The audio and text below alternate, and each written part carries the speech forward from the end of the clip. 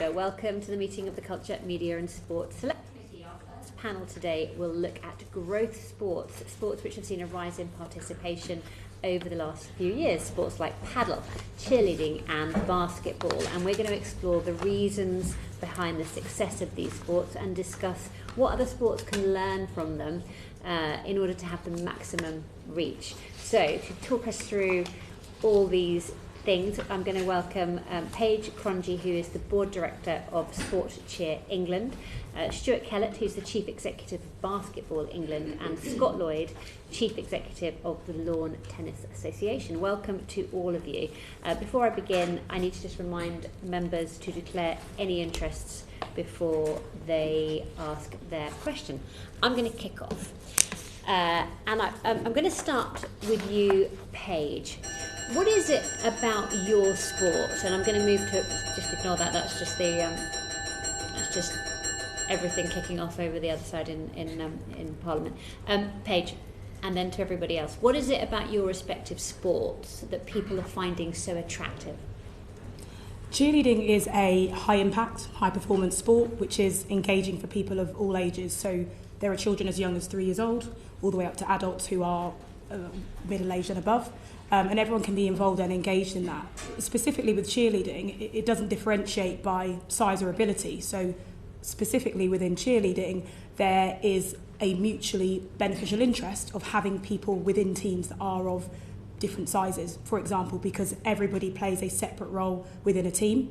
It is additionally one of the only sports that there are where everybody who is on a team does get to play together every single time they perform. So that makes it highly attractive for participants. Very good. And Scott, what is it that you think's helped fuel participation in your sport? Well, in respect of paddle specifically, a number of very similar characteristics actually. It's a very simple game to play. It's a very sociable format. Just physically, the court is of a relatively small scale and it's surrounded by transparent walls, which means that it's that much easier to keep the ball in play. So in terms of actually attracting new, diverse audiences to pick up a bat and a ball and hit that ball over the net, it's one of the simplest things to pick up.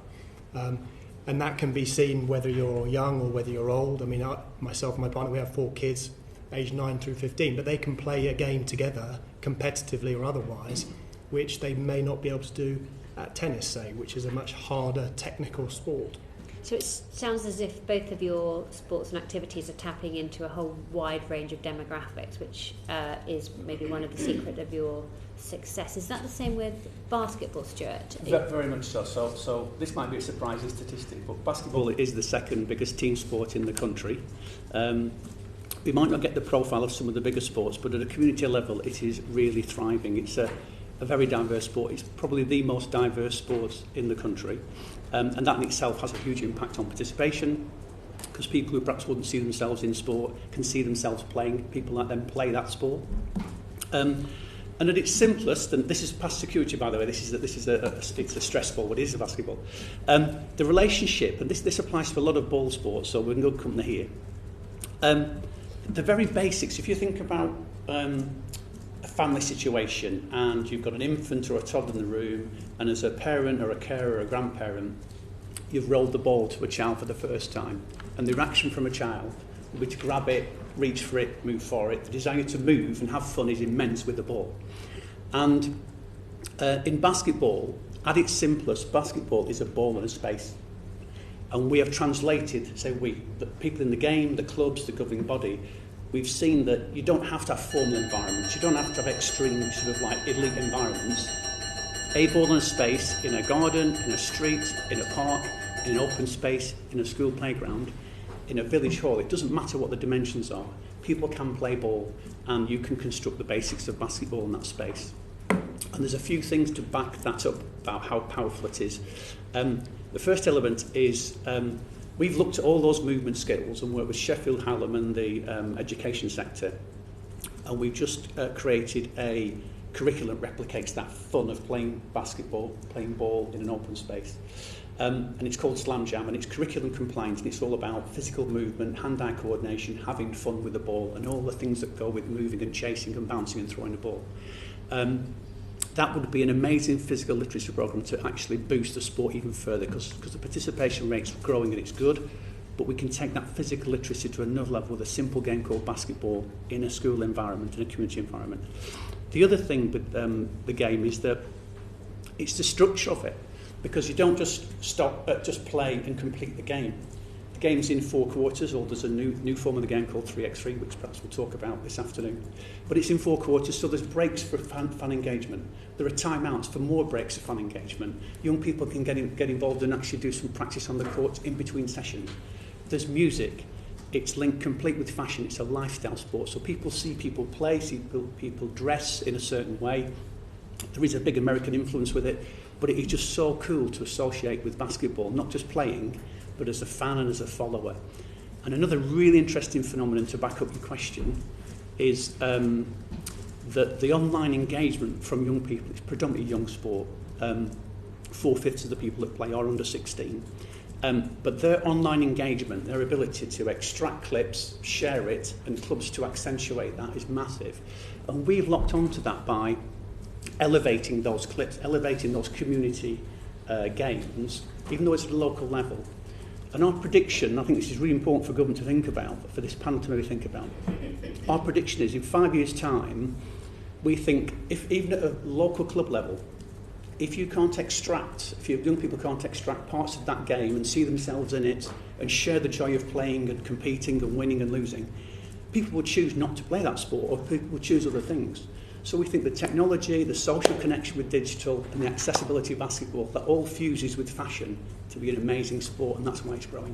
Very good salesman for it, I like it. Well done. Scott, can I just go back to you very quickly? You talked about the paddle in particular being having a wide appeal, but is there a specific demographic that you're seeing paddle appealing to? No, I mean, as I'm sure you'll be familiar, I mean, tennis in and of itself is one of the most gender-balanced sports that you can play, and actually at a young children's age that tends to be about 51% boys, 49% girls, so entirely balanced. Through the sport of tennis and then through paddle, you tend to see a slight migration towards about 60% male, 40% female at the older ages, but you're seeing it through all demographics, and particularly actually those demographics that might not have perceived tennis to be for them originally. So paddle is seeing this enormous interest. It's still at very early stages of development. The commercial sector, the private sector, has done a good job at developing facilities alongside the LTA. But one of the most important things now is to consider how we can grow high quality, accessible community facilities. We have something like 800 courts now in Britain versus 16,000 or so in Spain. We have 400,000 people playing versus some 6 million in Spain. So there is huge growth opportunity to come in paddle in this country. But Novak Djokovic warned that club tennis is endangered by the rise of paddle. Do you agree? And how are you balancing the needs of tennis against, and preserving the sort of core of your traditional game against also growing that huge potential of paddle? Well, we've seen huge growth in tennis participation over the last 7 or 8 years. In fact, we've grown since 2019. We've grown from some 3.9 million adults playing tennis to 5.6 million, not including the 400,000 I referenced in paddle. That's on top of those as well. And from a children's perspective, we have 3.8 million children playing tennis each year. That's some 40% of the population. Now, that's been achieved through having a whole sport strategy, a vision, a line of one through the sport, concentrating first and foremost on the supply side, so that's access to high-quality community facilities, growing the workforce, whether that be coach, activator or volunteer-led, and ultimately the programs that give opportunities to play.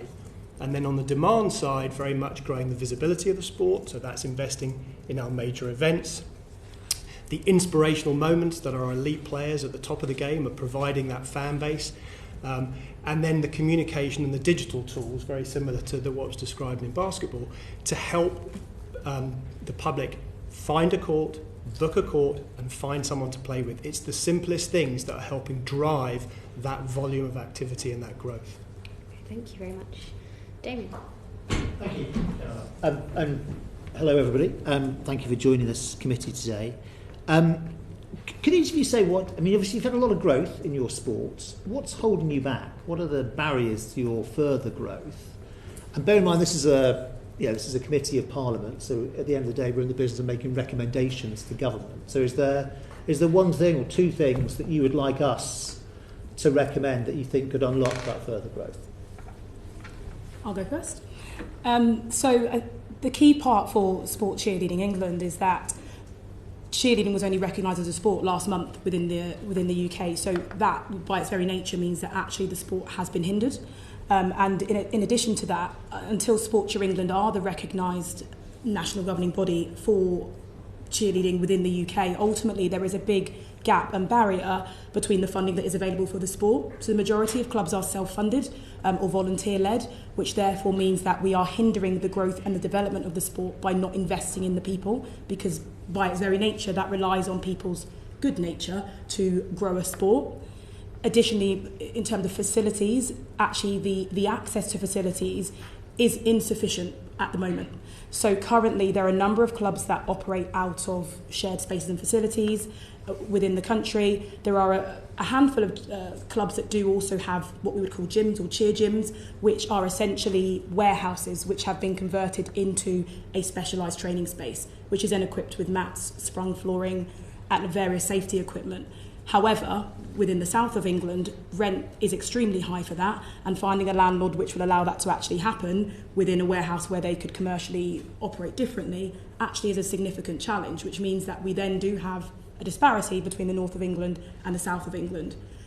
In terms of improving that, there being access to funding and capital grants for clubs will definitely improve the access to those spaces, because we will be able to create more dedicated spaces, partnerships, or having access to funding for schools and universities to be able to have satellite clubs and utilise those venues outside of traditional hours will also support with that as well. And I think that the key part for us as a sport in terms of growing, we have seen, so 96% of participants in cheerleading are female. The majority of those are below the age of 18.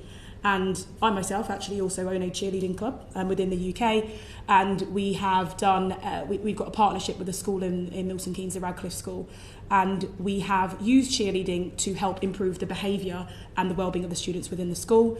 There are 82 students who participate in the after-school club in a secondary school, which is the largest after-school club the school has, which is very surprising considering they have a variety of traditional sports, and they have a female club which is actually the largest within the school.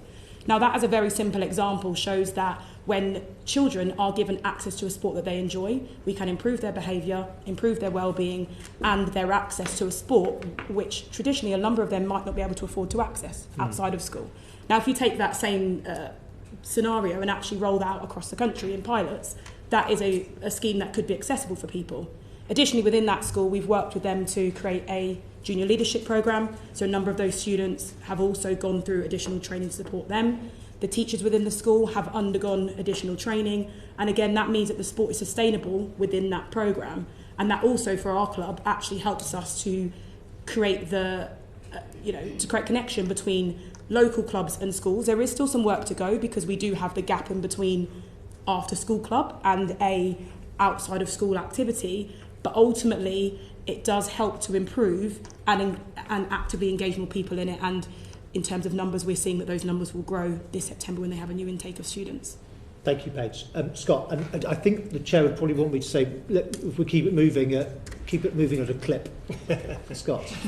I'll do my very best. I just want to focus on two things, if I may. First of all, we have enjoyed an investment but through UK government and LTA Tennis Foundation in transforming park tennis schools across the country, which has led to some £30 million refurbishing just over 3,000 courts across Britain.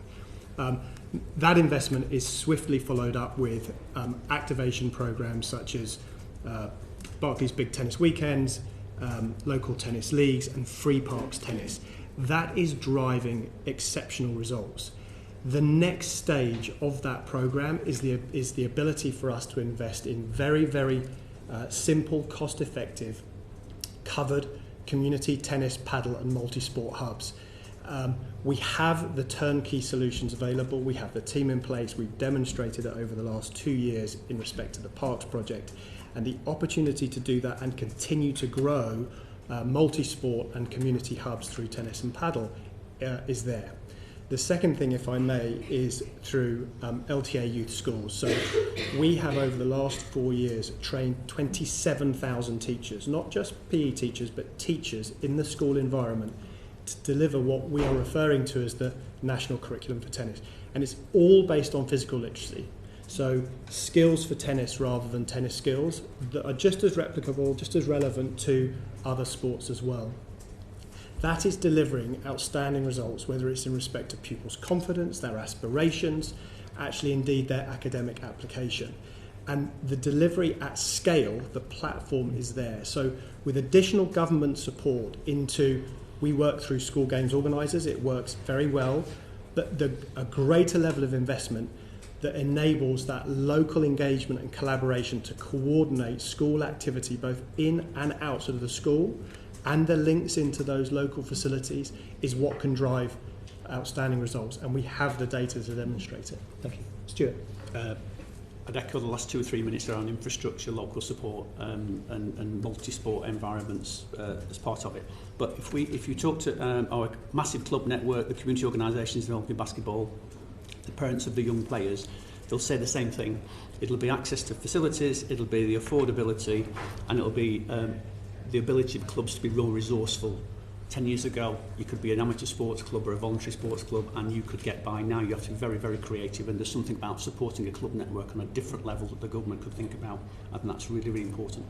The access to facilities is particularly acute in basketball because 99% of basketball clubs don't own a facility. They have to pay out every time. They have to pay for hiring a sports hall, a school facility or a college facility. And we're very dependent on the education sector, so 70% of that 99 is in a school environment.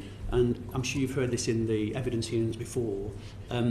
This isn't all the same across the country. There's some very, very positive environments in schools and colleges.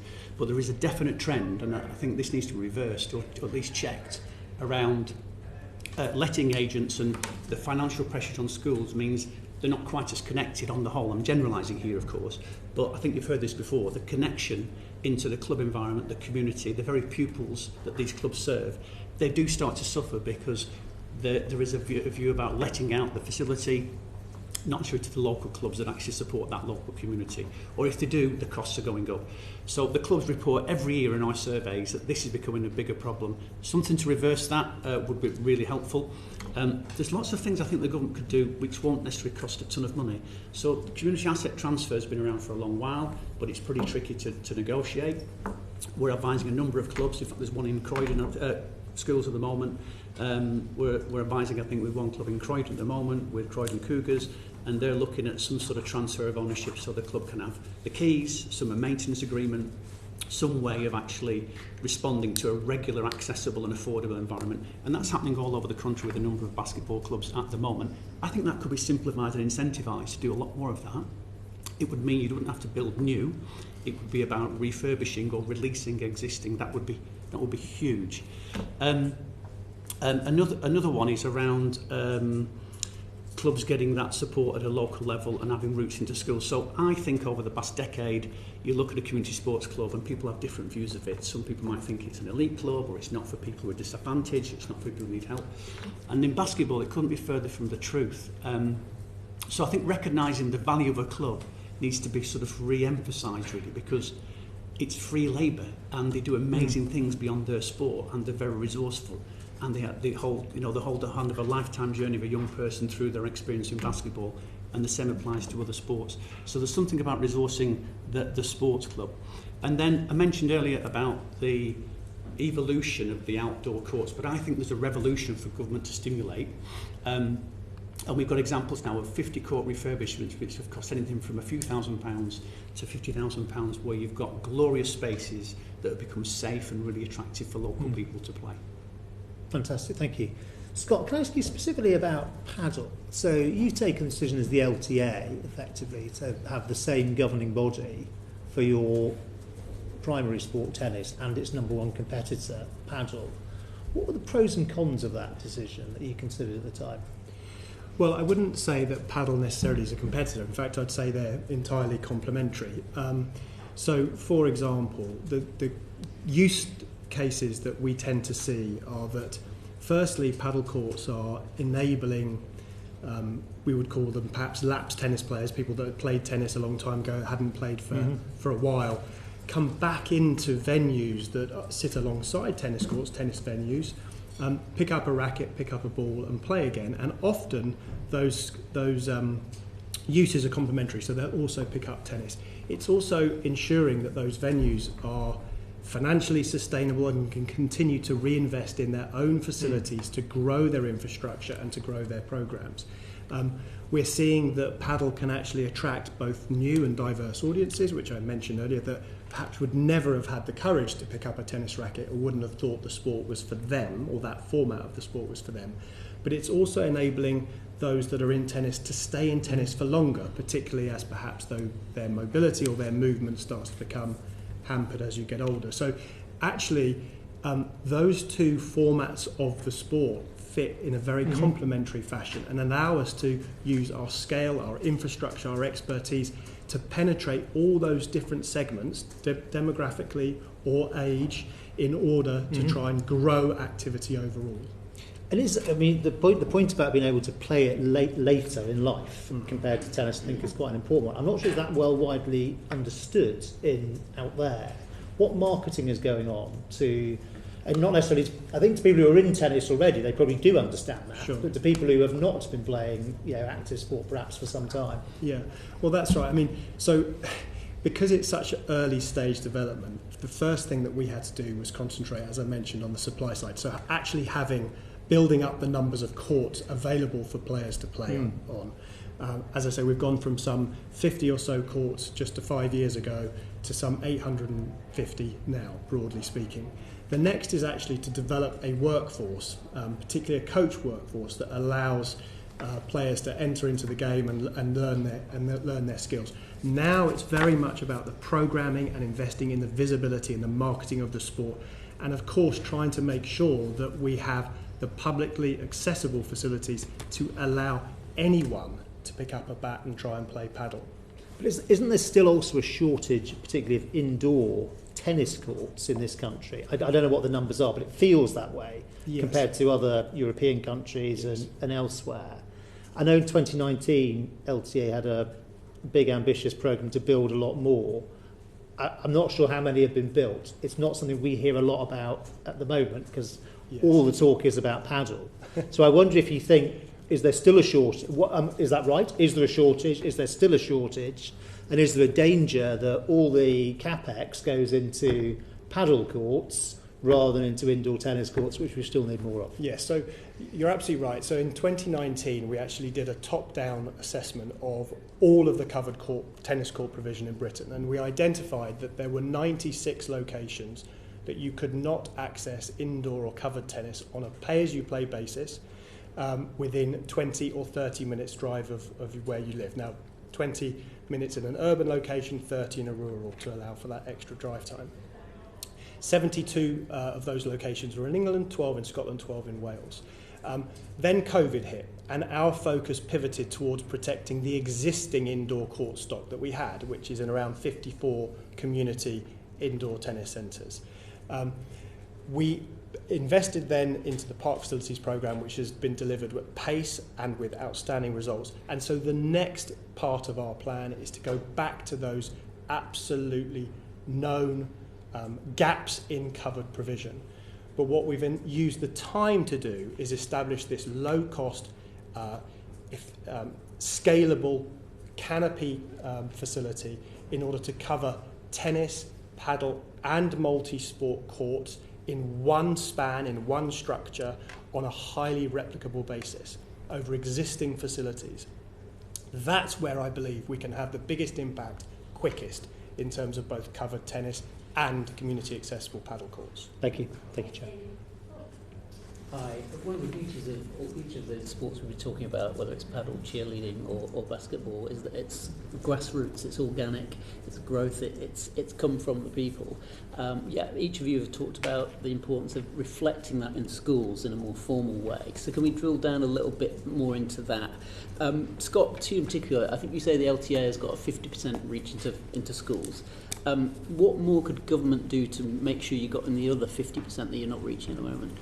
Well, what we would love to work with government on and to see happen is a reform of PE where we could guarantee 2 hours of PE sport for each children, equal access across the week.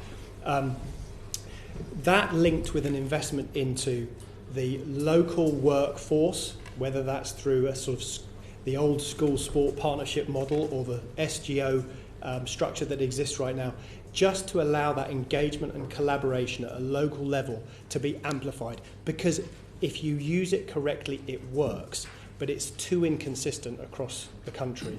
And that's where I believe in the shortest possible time frame we could have the biggest impact. The national governing bodies have the wherewithal within that structure to drive activity, but it needs the support of that workforce. And Stewart, could I ask you the same question? Have you seen any specific examples in basketball where a school has really engaged with the local popularity of the sport and put it at the centre of what it does in PE? Yeah, I mean, I'd agree with everything that you just said. From a tennis perspective, it translates to basketball as well. The difference is we don't have the same capacity as tennis, so any help the governing body can get to actually improve our capacity to improve that reach would be brilliant, because the impact we can make is huge. One of the things we'd love to do more and get support on is to extend our, we have a junior MBA, so MBA, biggest basketball organisation in the world. We have a brilliant partnership with them, and we work with 720 schools, and each school adopts an MBA team. The MBA sponsor that team in terms of giving that school all the playing kit. We've got some basic lesson programmes that go with it, and we inspire kids. We just fill them full of joy around relating to what's going on in America with the NBA team. They translate that into a lesson. They're part of playing locally at their school and their local club if they've got a local club. And then we have a district competition. They all come together and celebrate basketball.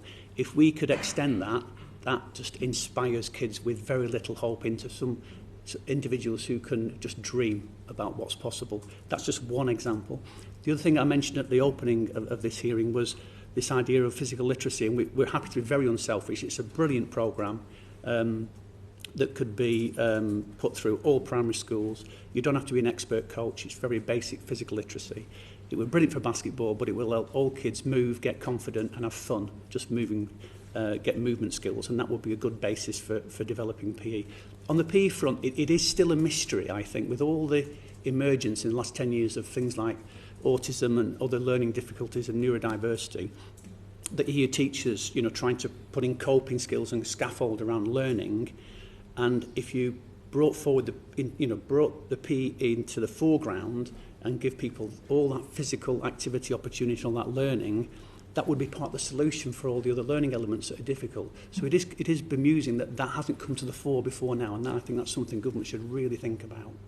And Paige, cheerleading in particular is really unique in capturing and retaining girls' interest in sport, just at the age when a lot of them, fall out of love with sport. I know in my area there's a local dance troupe, they're K-Stars, and they're Morris dancing, but they've got elements of cheerleading, and they're very, very popular as a result. What more can we do specifically in schools to help with cheerleading? I think the key thing with schools is that we need to give schools the funding and clubs to be able to create partnerships with local clubs. Something as simple as giving SportCheer England the capacity and facility to be able to connect clubs in areas with schools on a programme will very much enhance that, and that could happen very quickly. Because we have the clubs that want to do it, they want to grow participation. We have the schools that want to do it, and actually I talked earlier about a school that were doing cheerleading. It just so happened that I saw on Facebook that they were doing cheerleading in PE and contacted the school and said, we want to help you do it properly. By that very nature, we have children that want to do it. The rise of technology and the internet has made it much more accessible. So we need to be able to train teachers from primary to secondary so they can deliver that as part of their PE curriculum and work alongside clubs to help grow that participation at a very practical level. And that programme is something that could be rolled out across the country and get more people engaged in it. Oh. Oh, was it Natasha? Sorry, my mistake. Oh, of course, my That's mistake. I okay, do no apologise. problem. Thank you all for attending today. So just speaking about developing your sports and creating opportunities for young people outside of school, we've heard evidence around inter-sports competitions being on the decline. I was just wondering what your thoughts were on kind of how that impacts the growth of your sports and what we could do to kind of to drive that again. So like inter-sport competitions where you've got, you know, one school versus the other, you were talking about how you're doing that in basketball. Like how can we be doing that in other areas as well?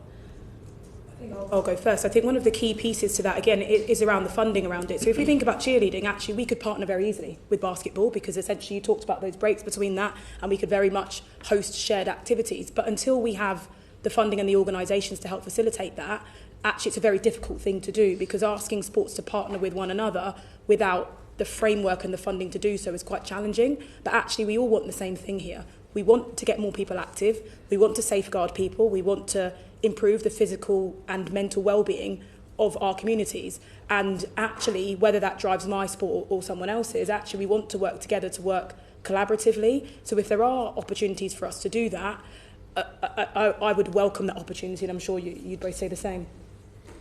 Yes, and so from a tennis perspective, our inter-school competition format is called Team Challenge, and what we do know is that at those young ages, girls and boys are happy to compete together, and it's about creating that team environment. It's much less individual at those younger ages.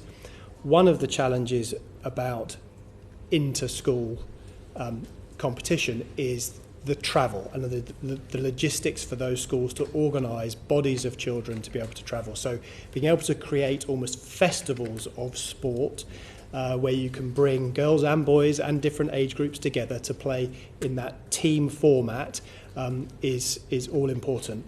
We've actually seen record numbers growing through Team Challenge, but it takes a lot of hard work and infrastructure to help those practical logistics and to enable and support schools to be able to address those.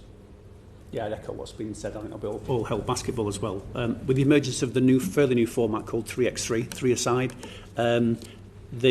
that's become very popular in the school environment, and the Youth Sport Trust reported that that's emerging as one of the most popular team sports. The nice thing about it, before it gets too competitive, you know, towards sort of like talent end and elite, is that at a local level or a school level, because of the nature of it, you can choose your friends, and a lot of people who are hesitant about sport or want to get into it and build a confidence, it's like, I don't want to compete and play with people I don't know. So there's a friendship element to the format that we're promoting, which I think is really paying dividends because people are choosing their friends, they're enjoying it more, and at a certain level of competition, that's partly what it's about as well. So there's real evidence that if you get your format right and you get the environment right, about the right level of competition and fun, you can make a huge difference, and the Youth Sport Trust are key to that for us.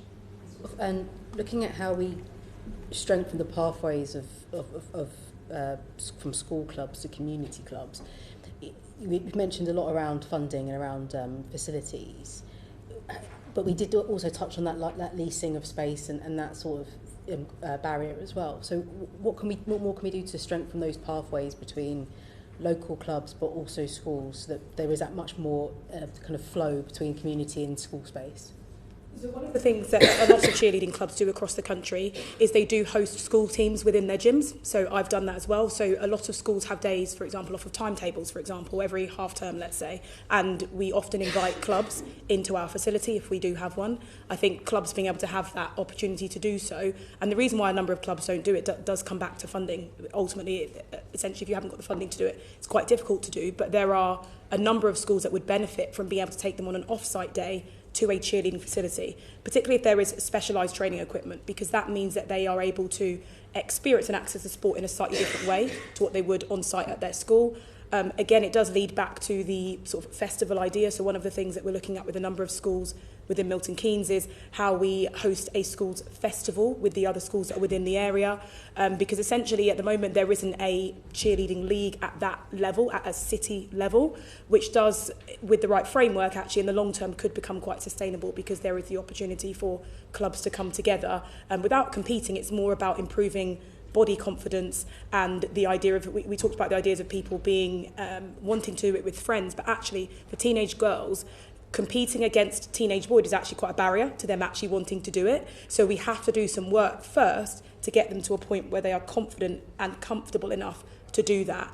And that doesn't happen overnight, but with the right guidance, training, and also those additional support that happens outside of the club in terms of mentoring as well, actually over the next number of years there is the opportunity and capacity for that to happen. I would mention two different things. First of all, when we train a teacher in a school through LTA Youth Schools, that also comes with a voucher from the Tennis Foundation, LTA Tennis Foundation, for £250 to invest in equipment or 10 hours of support from an LTA accredited coach. And what that does is it enables the teacher to become more confident in being able to deliver that physical literacy activity in the school environment. And by the way, it doesn't require a course, it can be delivered in any space. But it also increases the links between schools and those local venues in which those coaches tend to operate.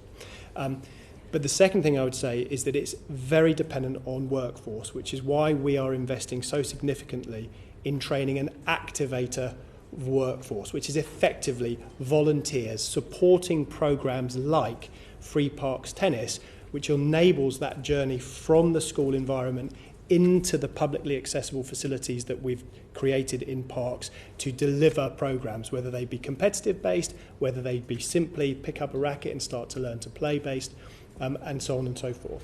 And then lastly, we have a program called LTA Serves, which works out of 850 venues across the country, targeted in IMD 1 to 4 locations, targeting underserved and underrepresented communities. And we work with local trusted organisations to deliver a format of the sport, a format of tennis, in local clubs, youth clubs, faith centres, so that again the sport becomes a sport for anybody in those local communities. Starts at school, but it's delivered out into through those parks and through those other forms of community venue. Where the school club connection works best is if you've got a resident basketball club, a resident sports club based at that school. Because obviously you've got access to facilities, but also you get a relationship between the volunteer base and the coaches and the school staff, and that trust just builds. There's some great examples, but say Ipswich Basketball and Coppeston High School, they're resident there and they do so many good things for that school and the community based from there. City of London Academy, Southwark, they do some brilliant work as examples, and there's another brilliant example at Whalley Range in Manchester with Manchester Mystics. They're resident, and it just works because the trust and the visibility and the connection and the respect from the pupils is just very visible. That doesn't cost the government much money at all, but if we could execute, we could have a directive that drives the change. That's a very, very cost-effective option. The other one, I think, to mention beyond what's been highlighted already is maybe more trusting clubs, and maybe the governing bodies should do more here about these are good accredited clubs with qualified coaches. They've gone through all sorts of safeguarding, screening, training and support. They are very, very effective operators. They're very good at working with young people, and they should be trusted by schools and teachers. Maybe we can do a little bit more, and maybe the government can help from the other end about promoting schools to trust clubs that are really ready, willing and able to work with school children. Just finally, to wrap it up, just on that point, so in each of your areas, just to kind of highlight very quickly, how are you kind of promoting that link, like, or making clubs and schools talk to each other? Like, what are you doing to facilitate that conversation between them, if anything? You know, because it's not necessarily all on your shoulders, but how will you do it? Routes is through the Youth Sport Trust, because they're obviously totally across the school network, and I've a complete respect from that end. So we do a lot. We're going to do a lot more through that network because there's so much more ground we can make up. And then we've got a relationship with hundreds of schools through our history and through our programmes that we've done, and we're just building on that. Breaking new ground is important, and that's probably behind your question. So I think this idea of promoting accredited, safe and ready, will enable clubs is part of that. But I think the whole endorsement around recognising sports clubs are amazing resources for schools is something we could all do, including the government.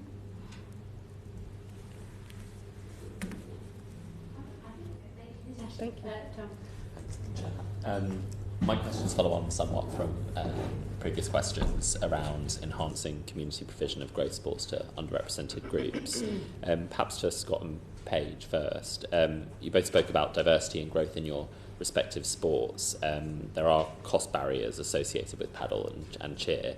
To what extent does this prevent those from lower socio-economic backgrounds from enjoying the sport? Perhaps Scott first. Well, yes, as I mentioned earlier, given the early stage of development that paddle in particular is at, the private sector has taken a great lead in developing those facilities. But the watch out for that is that we need to also ensure that we continue to develop publicly accessible community facilities for paddle as well in order to unlock that opportunity. One of the key aspects to the Parks tennis investment project was that the only condition on local authorities in respect of receiving those monies for those facilities was to ensure that they were able to maintain a sinking fund for their maintenance. So it's about having no or very low cost facilities, but ensuring that they can be maintained over the long term. Exactly the same model can exist for these community covered tennis, paddle and multi-sport facilities. It's about making sure that they are as available as possible to those underrepresented groups, and also for groups that have a disability or that need that extra support in getting themselves to court. So we absolutely believe that we can help government drive some of those long-term benefits of physical, mental health, well-being, community cohesion through these multi-sport hubs that we're referring to. It needs central strategy from government, if you like, but then on the ground local delivery plans to help activate it and to transform communities through sport. Do you think hiring costs are too high for the end user, or not through this model? I mean, that's actually the beauty of having had the Parks investment project as a great case study. It demonstrates how you can have quality local facilities at no or low cost, maintained over the long term and activated through the workforce, the free Parks tennis and the activator-led programs that I've talked about. And exactly the same model can exist through covered community sports hubs. Thank you. And Paige? So cheerleading is available from recreational level all the way up to elite pathways and our Team England representatives as well. And therefore it means that there is it's accessible at a variety of different price points depending on what it is that you would like to be involved in. What I will say, however, is that the lack of funding for cheerleading is by its very nature what makes it so expensive. So as a gym owner, if you cannot access funding, the only way to generate that funding is from membership fees. And therefore, you have to charge higher membership fees in order to cover that cost.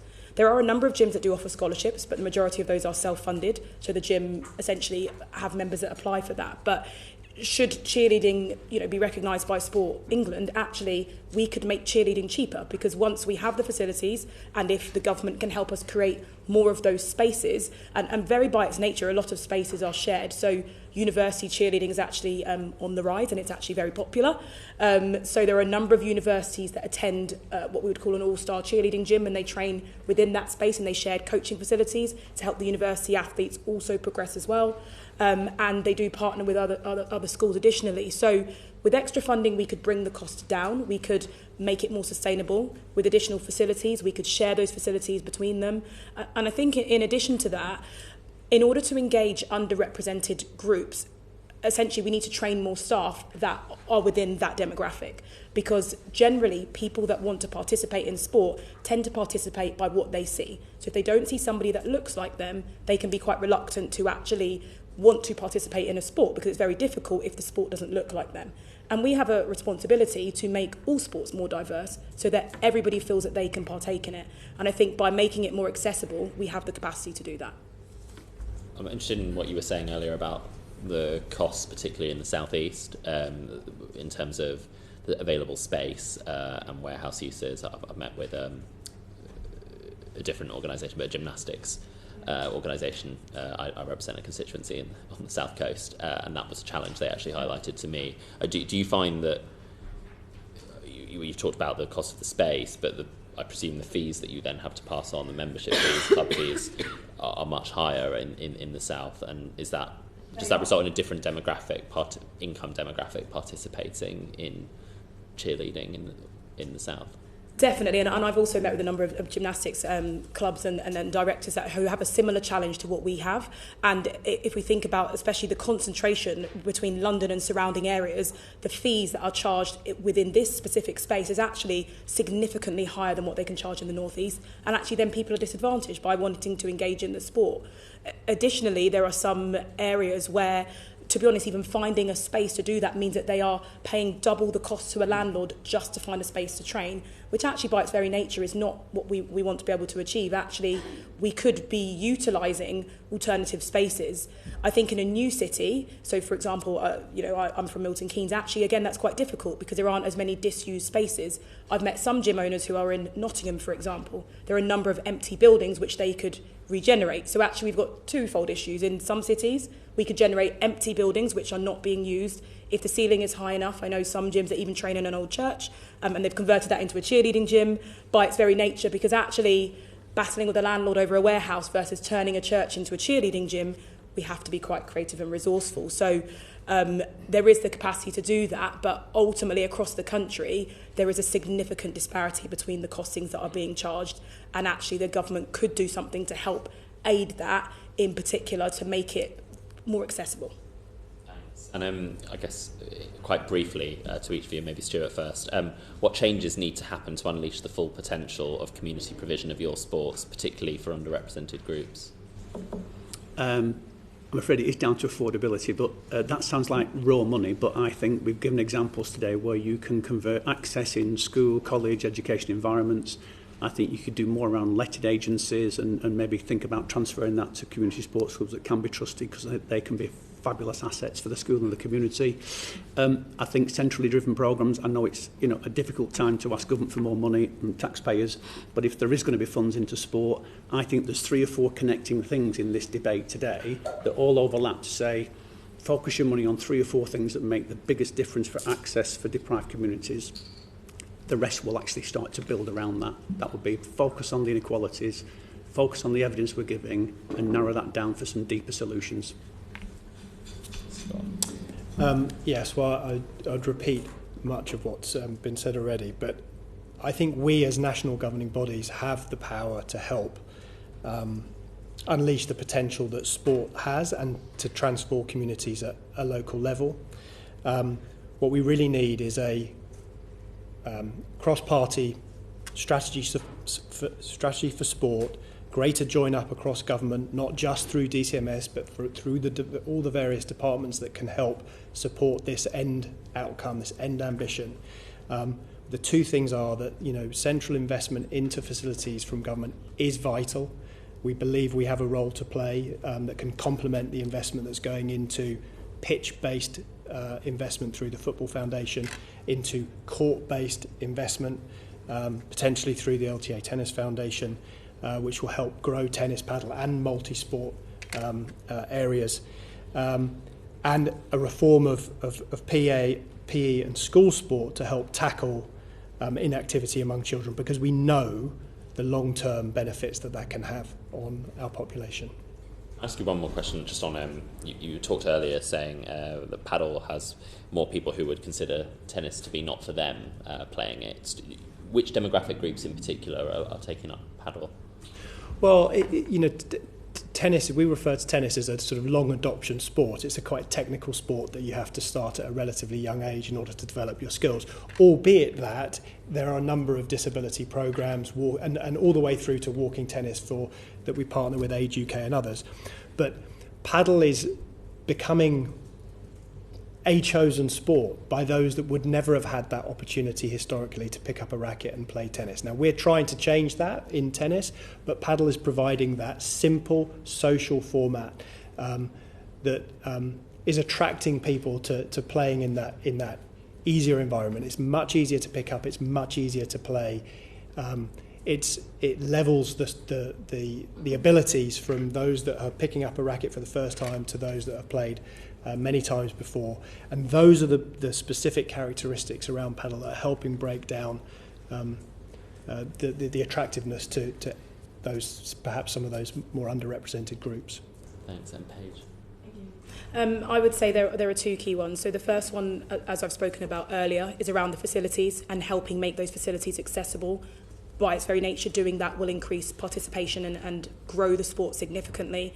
And the second one really does sit with schools. If we can train young leaders within schools to be able to teach cheerleading, as well as train teachers from primary to secondary how to teach cheerleading, that by its very nature makes PE more accessible for more people, and using more unconventional sports to get people more active does have a significant appeal to a variety of people. And by training teachers and partnering them with local clubs, it makes the sport more sustainable in the long term, because then schools can become self-sufficient, but they also have a resource to help them grow and develop their knowledge in the long term. Yeah, thank you. So there's just one thing I sort of omitted to say, which perhaps is obvious, but just for the sake of completeness.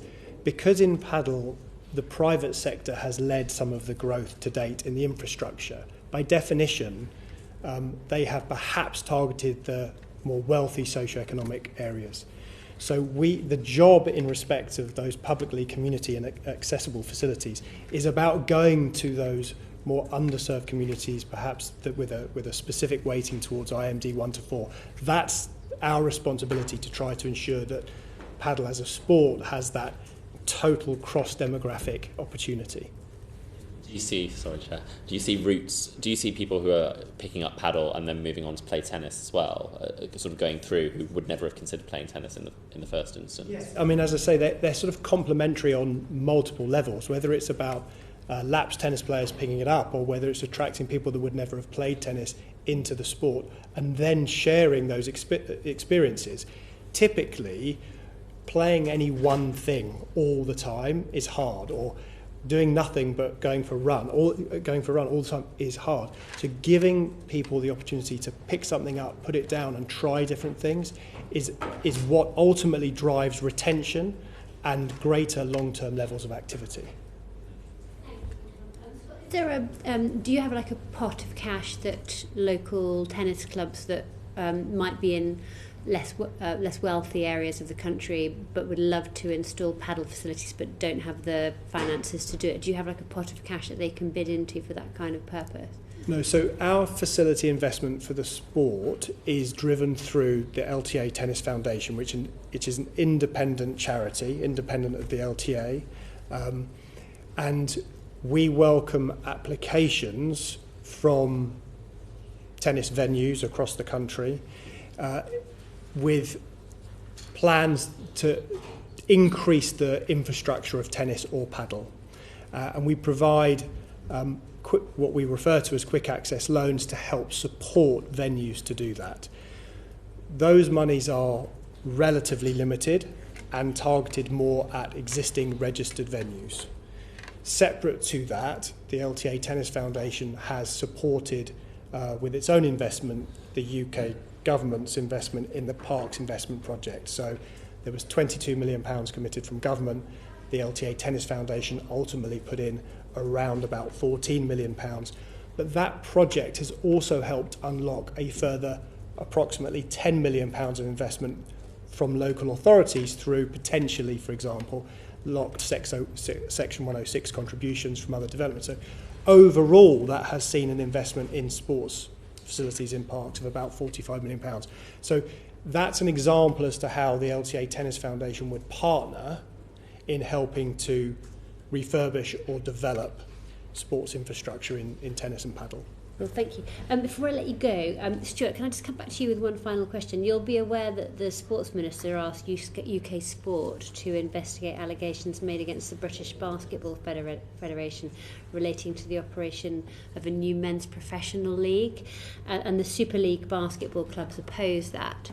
I was just really interested from your perspective whether and to what extent this dispute might impact the grassroots game.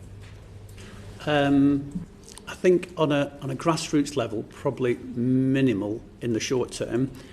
but we are working with the commercial sector. We're talking to a number of brands, and thankfully, all those brands are interested in the democratic effect of things like outdoor provision, local people finding great places to play and elevating those. So there's a big interest from the commercial sector about investing locally in grassroots sport. However, any disputed, any sport, at a national level or international level, just puts a little bit of a cloud on the sport. So just being really frank about it, it's not helpful, but I know there are meetings in the next 2 weeks to try and bring the parties together to find a route through it, because at the end of the day, the Pro League needs new investment, and the governing body at the British level is doing its best to leave a new investment for the game. Very good, thank you. Can I thank you all for joining us today? You're great advocates for your sport. I think we're all off now to go and try cheerleading and paddling and basketball to various different levels. But thank you very much for everything today. And if there's anything that we didn't ask you or anything that you think of afterwards that you'd like to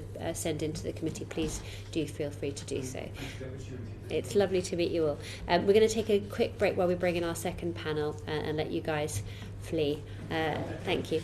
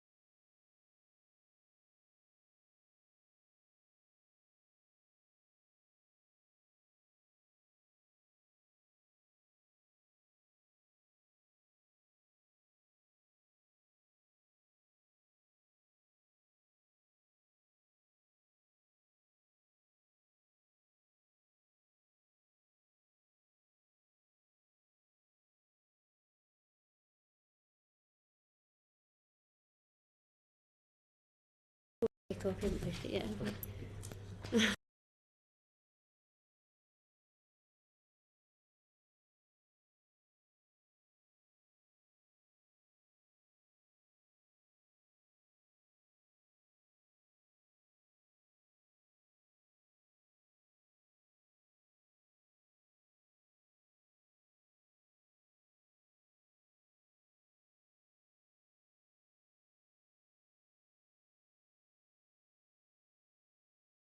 To our second panel, which is focused on the role of sport-specific initiatives which target underrepresented groups and how they can have the maximum impact across our communities. And we're joined by John Cockcroft, who is the Chief Executive of Bowls England, Kate Stevens, who's the Chief Executive of Chance to Shine, and Jordan Letts, the Chief Executive of the Northampton Saints Foundation, which is rugby.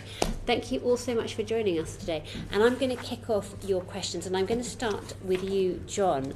Older generations experience many social, health and well-being benefits from bowls. We all experience that in our own communities.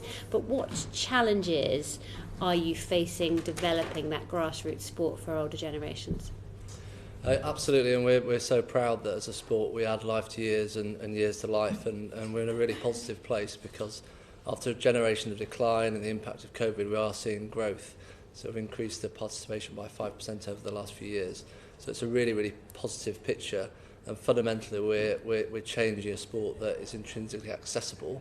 It's very doable, anybody can play bowls. It's very cheap, it only costs about 30p an hour to play bowls, and there are clubs absolutely everywhere, 5,400 clubs, and so we're very, very accessible. I guess the key challenges as a sport is that the funding for sports that get older people playing are relatively limited, and absolutely understand the importance of getting younger people playing sport, because it's absolutely critical in terms of developing lifetime habits. But relatively speaking, we're underfunded. Bowls PLC is sort of a governing body level is £3 million, and so effectively we have about £75 for every club across the country, and we can only afford 6 development officers, and so one development officer for every 900 clubs is slightly challenging in terms of creating that habit change and that behavioural change amongst our volunteer workforce. So that's a real challenge. The second one is about visibility. Listened to Scott earlier and talking about growing demand in a sport and having Wimbledon as a platform. Unfortunately, bowls is largely invisible outside the Commonwealth Games. So how we can get more investment into raising the visibility of bowls, maybe shaking some of those perceptions that people might have of bowls, is really, really important. Our volunteer base are largely in their 60s, 70s and 80s. So historically running a bowls club was about mowing the grass and putting on a few competitions and making sure the bar was fully stocked. Now the complexity of running amateur community sports clubs is significant, and our fantastic volunteer base are wrestling with some of those challenges that are coming on stream, partly because of societal changes. So that's a major issue. And finally, facilities. We've got so many bowls clubs up and down the country. We've got huge amounts of capacity for growth, but increasingly local authorities are pulling back funding for bowls clubs. A lot of local authority clubs, of which we have 60%, which are in lower areas of deprivation, are getting really quite dilapidated, and we really need some more support at a local level from local government to make sure that our facilities aren't closed and that there's places for people to continue to play. Thank you very much. Kate, can I move on to you? How do tailored sports initiatives like Chance to Shine address some of the specific challenges faced by underrepresented groups accessing sports like cricket? Yeah, no, thank you. I think for Chance to Shine, we exist as a charity to help all young people play, learn and develop through cricket. And we do that primarily through 2 main programmes. Our primary school programme, which is about allowing a 6-week programme in a school where a child can then join as part of their regular PE lesson. That's fully funded by us. We have an expert coach who goes in and delivers that, all delivered through our network of county cricket boards, Cricket Scotland, Cricket Wales. So really well thought out and well structured and well run programme.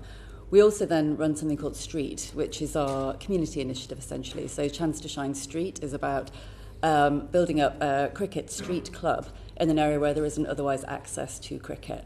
And it's a really important part of what we do. So it's not only allowing a young person in a primary school setting to experience cricket for the first time, it's all then about having pathways into cricket so that you can continue to playing in a non-traditional setting, again, all free.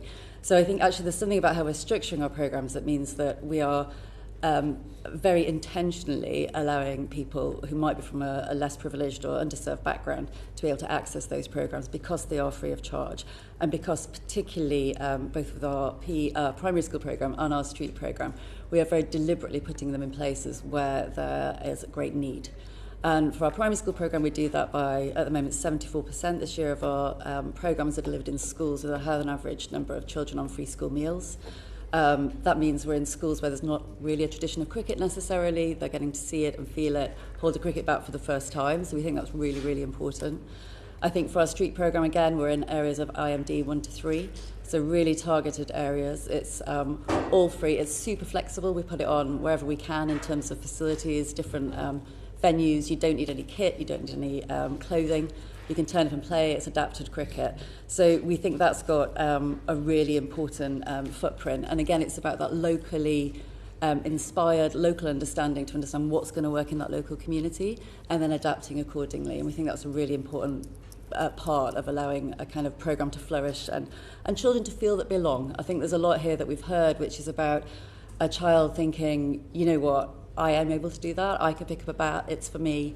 I can put up a ball, I can play, and what we exist for at Chance to Shine is that moment when the child has that connection and feels the possibility to be able to do that. Thank you. Jordan, why is it important that elite sports clubs in sports like rugby get involved in their local communities? First, thanks for having us on. I think going back to the belonging point, I think it's quite echoing across the room. Everyone seems to have the same message, which is lovely. I think the big points in it around the reach and influence that the clubs have in their local communities. It's not necessarily just looking at rugby for that as well. You can also gain that from football, and actually the transformational support we all give to our communities wherever we're based all over England. I think that the big parts of it is around how we connect with people, and actually we manage to disengage communities who potentially struggle to do that in statutory services. A lot of young people who look to work with charitable organisations like the foundation that I work for, they really want to find that sense of belonging, and pride and motivation comes when it's attached to a badge in many times. They're also trusted brands, they operate in trusted spaces, and we always find ourselves incredibly thankful to our professional club that we work under. It provides us an opportunity, and it also opens doors to schools, families and communities who potentially wouldn't come to our service if they didn't have the opportunity to do so. I would say, in speaking on behalf of the Northampton Saints Foundation, we are deep-rooted in our community. We have a lot of heritage in the community that we serve, and that is quite obvious within the young people that come to the charity and want to be supported by us. I think the opportunity that we have is vast as well. We're currently working with 6% of children that are out of education in our county, and the opportunity for us to do more is quite significant. So we do have a model that's scalable, sustainable, and there's an infrastructure behind it through people in place that we can actually look to grow and develop what that looks like. And then I think finally is about the role models of our sport. So a lot of time in rugby, the men and the female game, which is establishing further now, there is true role models within them where young people can come onto our programmes and really look up and be inspired by the journey that those players have taken. So yeah, I think if there's a really serious message, I suppose I want it to be taken, is around the power of what sports can be and how elite sports clubs can be used as delivery partners to really make social change for good through the power of sport. Okay, thank you very much. Natasha. Bowles. Hello, John. My name's Natasha. I'm an MP in Croydon, where we have the Spring Park Shirley Bowling Club in my constituency, and they're facing existential crisis. Basically, their site may be closed down due to council cuts and funding not being able to maintain the buildings. But similarly, Leeds Council, the BBC reported that Leeds Council was also considering closing 30 of its clubs and publicly owned greens, and later revised that plan, but had to double the cost of an annual membership for an adult, but also then turn over the running cost of electricity and water over to the clubs itself. So I was just wondering, kind of, what support can Bowls England provide for these grassroots clubs, really? Well, it's a huge challenge for us to, provide, financial support for these clubs, because, we don't have that money available. What we're doing to get more people playing bowls is effectively turning a sport that is, as I said earlier, intrinsically accessible into something that is genuinely accessible. So we haven't modernised as much as we should have known over a generation. So we're removing old-fashioned dress codes. Matches are being reduced in length. So we've introduced a product called Bowls Bash, which is effectively the short form of the game to make it much more accessible for people with busy lives to play bowls. We've introduced a pay-and-play platform, which is like this sort of Airbnb of bowls. So all our clubs are on that platform. And then bowls clubs can work with local authorities to set up pay and play so they can use spare capacity. And I'd like to really work with local authorities much more effectively with resource in place through either active partnerships or local authority teams to stimulate much more local demand, because the demand is there. We have an ageing population, we have increasing levels of social isolation, and there's a real opportunity to get more people that either are relying on the care system or in need of being much more active out there on our bowls greens, because we've got significant capacity there for them to be used in a really effective way. And I'm very, very confident if the local authority, notwithstanding the huge challenges that they have financially, saw many more people on those bowls greens week in, week out, there'd be less of an appetite to make those difficult choices and suggest they might be closed. We'd also like to see the, fundamentally our playing fields protected, and the maintenance of Sport England's statutory rights to be able to be consulted around the closure of playing fields is very important for us as well. Is there any scope? Earlier we heard from the LTA around their partnership working with local authorities, and obviously it's taken a lot more money to refurbish tennis courts, but their sort of partnership approach with local authorities has been very successful. Is there any scope for Bowls England to take a similar approach, maybe not on the scale, but are there lessons that can be learnt from the way that they've protected this English heritage sport, just as bowls is an English heritage sport, really? Absolutely, I'm sure there's loads of lessons to be learned, and the programmes that we are putting in place are having a positive impact.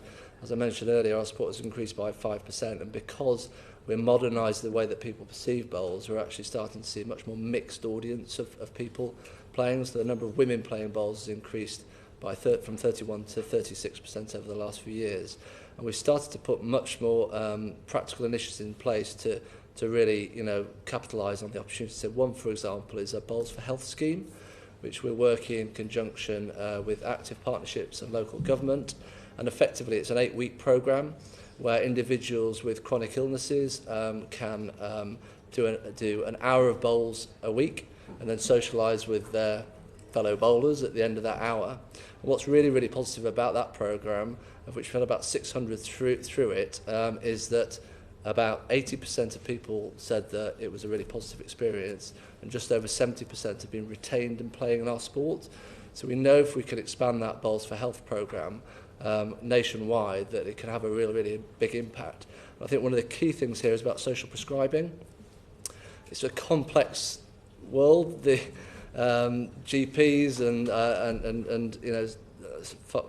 I'm not sure I fully understand it myself, but fundamentally, getting people to be doing sport before, painkillers or antidepressants or whatever it might be, are prescribed or in conjunction with that, feels like it's a really fundamental thing that we should be doing. And touching upon an earlier point about this sort of cross-government strategic approach, how we can create a situation where, illness is prevented rather than the enormous cost of treating illness, that has to be central, in my view, to the sports strategy moving forward. Do you think that the health, social and well-being benefits that bowls brings to predominantly older demographics are fully understood and appreciated by councils and government? I don't think they are, and I think that we need as a governing body to do more to articulate that. The data is there in terms of people feeling socially connected and having a more positive social life through to mental health benefits. The data is there of people playing our sport. But it's difficult. I mean, the amount of money that councils are now spending on social care has gone through the roof, and it's got to come from somewhere. And councils are in an incredibly difficult situation, having to make tough choices. And unless they get more support, unless sport is valued in the way that it should be for its wider societal benefit, the choices are going to be, cut a bowls green instead of, I think in your case, it's an NHS centre, I think. So mine is just a local bowls club. So, it's just a community-led bowls club that's been there for a very long time. And the kind of examples you give of some bit of breaking down loneliness and things like that, that's exactly what it's doing. Yeah. So I guess my final question would be, what then do you want to see local councils and government do to protect bowling greens and to protect bowling clubs going forward? Well, invest more and help us, work in partnership with active partnerships in the local community. I think the Sporting and place-based approach is really, really positive and strong. And local councils valuing bowls as part of that solution. I think working together with the right level of funding, we can see lots more people of that generation playing sport. Thank you. Lovely, thank you very much. David. Thank you very much. So I'm supposed to be asking you about schools, which I will do in a moment. But I wanted to pick up, John, first of all, I find the bowling thing actually really just fascinating. So in a couple of ways. I mean, first, you said you had a less visible sport. In fact, in many ways, you've got like the most visible sport in the country, because every village centre you go to, there's a bowling green. And I just wondered if you could do more with that to just make people notice what's on their doorstep. I remember, didn't Granada used to do, I'm showing my age now, they used to do a lot of bowls on telly. It is strangely engaging when you. I mean, it's all daytime stuff. I realise, but I just wonder why, considering the huge numbers of people that do bowling, why it doesn't have more visibility, I guess, to people like under the age of 65. Well, you're right. In the 80s, there were lots of more, I guess, traditional sports that were on TV, and over the years, bowls has become more marginalised from a TV perspective. And I think fundamentally, with the emergence of satellite TV and the vast amounts of money that has come into that, there've been winners and losers, and some sports like bowls haven't historically been able to capitalise on that opportunity and reinvent its sport.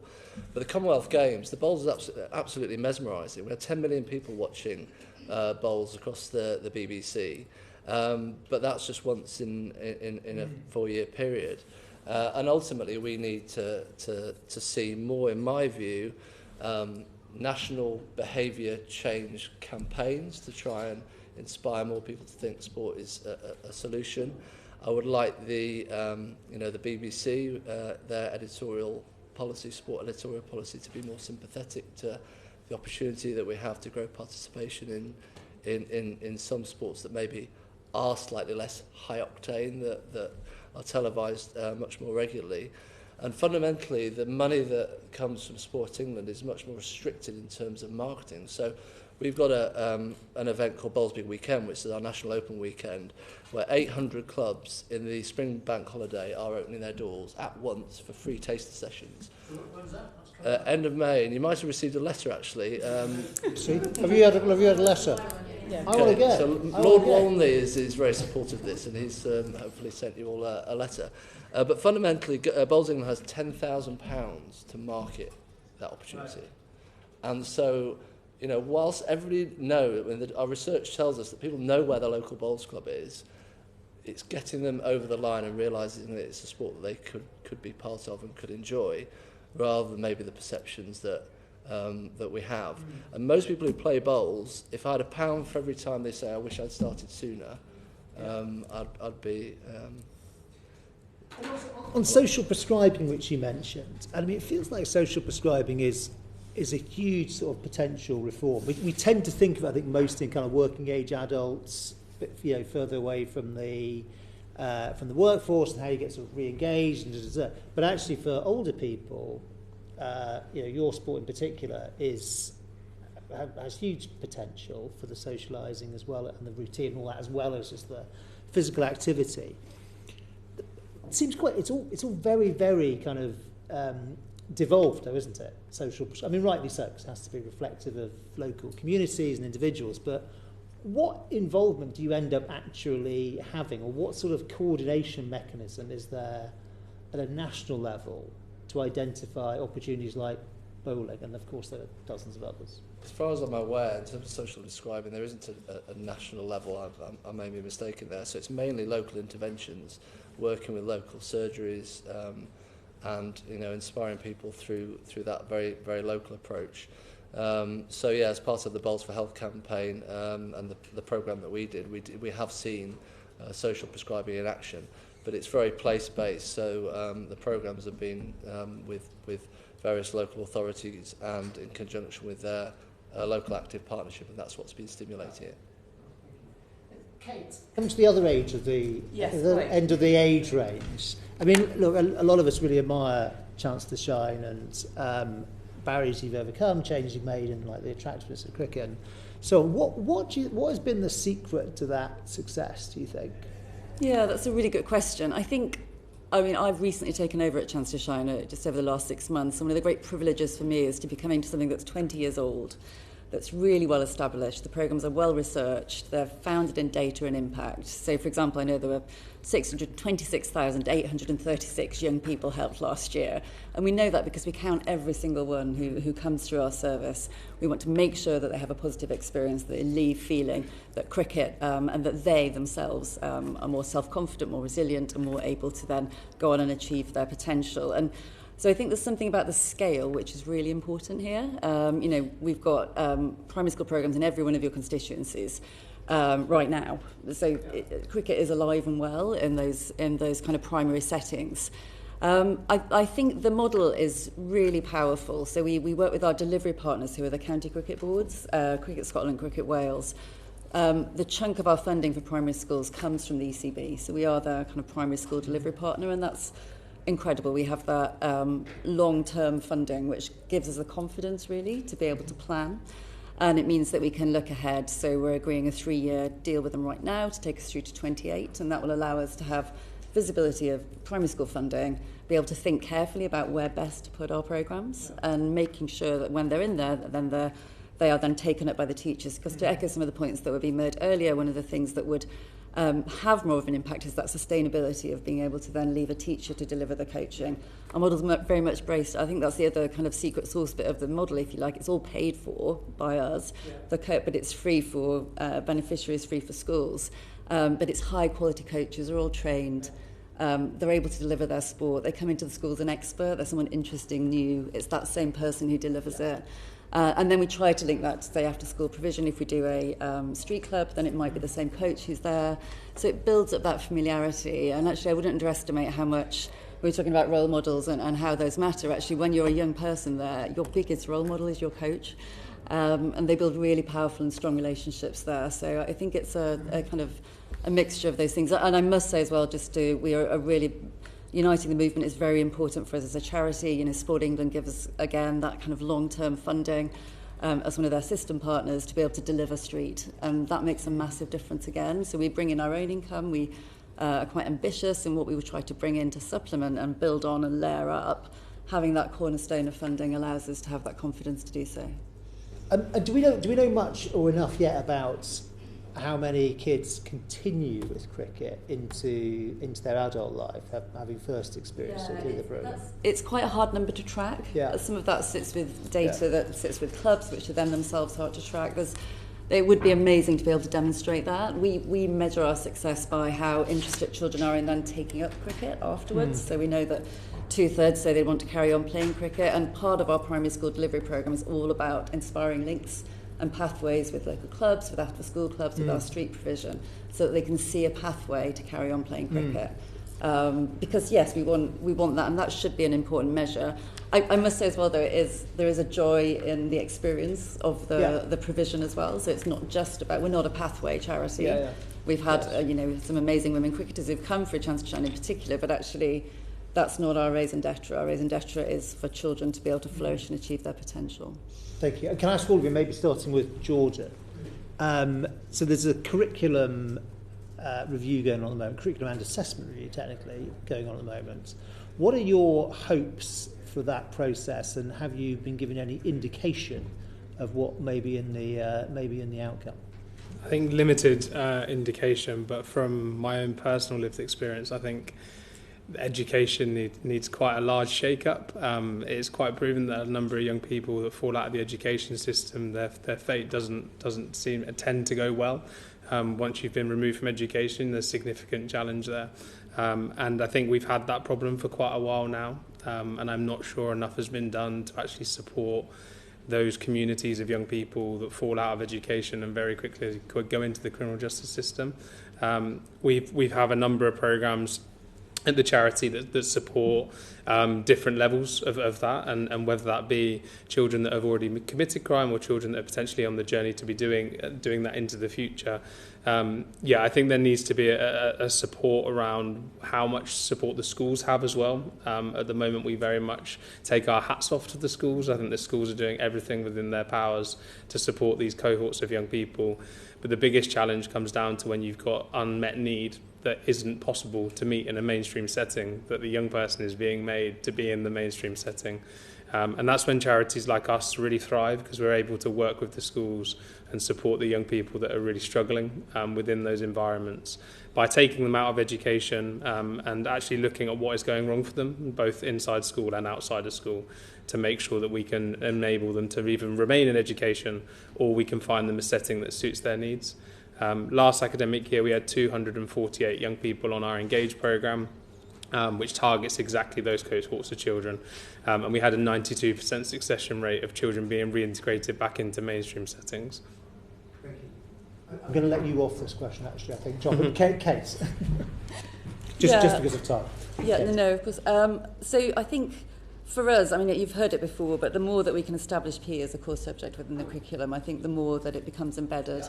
And it's not just that subject, it's having an active approach to a childhood in a school. You know, we see it time and again when programmes really work in a school. Suddenly they'll be playing cricket at lunchtime, they're playing cricket after school. It becomes organic, it becomes something that's part of life. So we think making it a core subject would really help and protecting that time for PE. This question comes up quite a lot, and the definition of a core subject. So what difference do you think that terminology would make? Or do you really mean we want a minimum of 2 hours a week, and that has to be programmed into the thing? It's not an ambition, it's not something we ask of schools, that's something we require. What do we really mean? I think you sum it up brilliantly. I think we have to just be as simple, as clear as we can about what it does mean.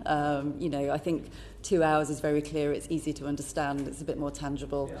So that would make sense. I think we are kind of supplementing and coming into school to help with that. But the more that we can have that, you know, within the school livelihood, I think that's incredibly important. And the other thing is looking at teacher training. You know, especially in the primary school setting, there's not very much kind of PE and sports provision for school teachers at primary level.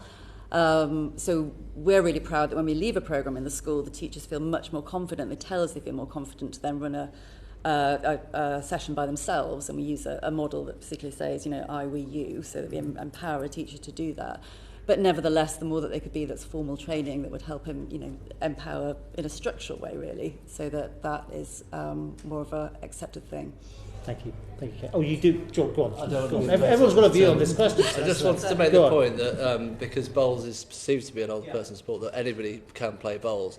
And interestingly, out of the 6,000 kids that have played bowls in school since 2023, 35% are from ethnically diverse backgrounds and 30% are SEND. And consequently, I think that proves that not every child wants to play a high-intensity sport. And we've started piloting some projects with school games this year, and so we're starting to hopefully see, with the new products that we've put in place, some children that taking that on board. And what's really key for us, and you guys know much more about the school space than me, is that school teachers feel confident about delivering sport, and a sport like bowls is actually relatively easy to learn how to deliver it because it's such a fundamentally simple game. So hopefully, again, this cross-wide approach and teachers accountable as much for physical literacy as other things, and that commitment, I think, will, you know, help bowls as you know, contribute to what the great work that my colleagues here are doing. You could see a nice link between bowls clubs and schools, can't you? I mean, for the children who don't like sort of running around sports and prefer something which has got a bit more, I don't know, hand-eye coordination and sort of skill from that perspective. Volunteers are there during the day, right, available to, and increasingly grandparents, because of dual income families and single parents, are looking after their grandchildren more consistently, and so that intergenerational quality of bowls, I think, is something that maybe well, hopefully your open day or open weekend will introduce more to it, including mine. Okay, before we move on, can I just ask you very quickly about, so one of the challenges that cricket faces is that it's often seen as something that's played predominantly by private schools, and, you know, state schools don't get as much of a look in. I know the previous government announced, I think it was 35 million to provide funding to schools, more state schools, to be able to offer cricket. I just wondered if you'd had an update as to whether that funding was going to continue. Yeah, no, we haven't, unfortunately. And I would just take the opportunity just to step back a tiny bit. And this time last year, when that funding was announced, the vision was very much to create a moment for cricket ahead of the Women's World Cup coming next year, the Men's World Cup in 2030, the Olympics in 28. Those are big, world-class international moments when people will be seeing and hearing about cricket. So the 35 million was to create actually capex for infrastructure. That was a big chunk of it.